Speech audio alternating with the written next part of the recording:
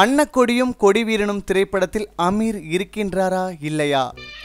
இயக்குனர் பாரதிராஜா இயக்கத்தில் உருவாகும் திரைப்படம் அன்னக்கொடியும் கொடிவீரனும். இந்த படத்தில் முதல்ல பார்த்திபன் நடிப்பதாக இருந்துச்சு. அதற்கப்புறம் அந்த கதாபாத்திரத்திற்கு பார்த்திபன் பொருத்தமாக இருக்க மாட்டார் சொல்லிட்டு இயக்குனர் அமீர் ஒப்பந்தம் செஞ்சாங்க. அவருடன் இனியா, புது ஹீரோ லட்சுமணன், ராதா மகள் கார்த்திகான்னு பலரும் ஒப்பந்தமானாங்க. தேனியில இந்த அன்னக்கொடியும் கொடிவீரனும் திரைப்படத்தோட பட காட்சிகள் படமாக்கப்பட்டுச்சு. இதை பி கண்ணன் ஒளிப்பதிவு செஞ்சாரு. இந்த நிலைமையில திடீர்னு படத்தோட கதையை பாரதிராஜா மாத்திட்டாராம். அமீருடன் இனியா நடிக்க இருந்த போர்ஷன் அப்படியே நீக்கிட்டு லட்சுமணன் கார்த்திகா ஜோடியோட வில்லன் வேடத்துல மனோஜ் கே பாரதி சேர்த்திருக்காராம். மனோஜ் கே பாரதி யாருன்னு பார்த்தீங்கன்னா பாரதிராஜாவோட மகன் மனோஜ். தேனியில ஷூட்டிங் நடந்துட்டு இருக்கு. 5D டிஜிட்டல் கேமரால படமாகும் இதன் காட்சிகளை கேவி மணி ஒளிப்பதிவு செய்கிறாரு. ஜிவி பிரகாஷ்குமார் இசையில் வைரமுத்து, கங்கை அமரன் பாடல்கள் எழுதியிருக்காங்க.